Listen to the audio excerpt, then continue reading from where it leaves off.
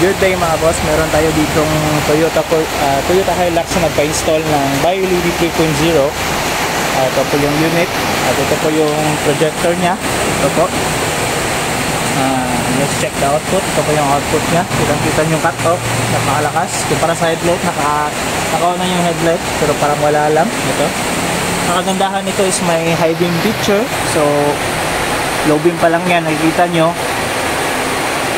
Kita nyo yung lakas ng high beam, ng BioLED.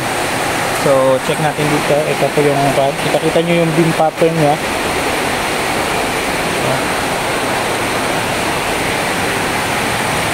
Naka-check natin yung high beam kung naka-high beam pa.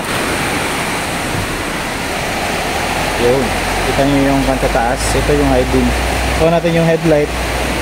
Yun yung headlight. Kita nyo yung yellow sa taas. Yun yung headlight mismo. Compare nyo na lang po. So very useful po siya pag biyahero po kayo. Lalo umuulan ito. Matitest talaga tong lakas ng BioLED dito ngayon. Lakas na ulan dito sa Pagadian. So for more inquiries na lang mga boss, visit na lang dito sa shop sa Shell Banale. Ito po yung pangalan ng shop, Andres Auto Accessories, Pagadian. Ito po yung stock na pala na fog lights ng mga Toyota. Halogen lang ito. Ito. So parang walang nito, walang epekto. Design lang. Yellow lang yung ilaw nito, saka napakay na talaga.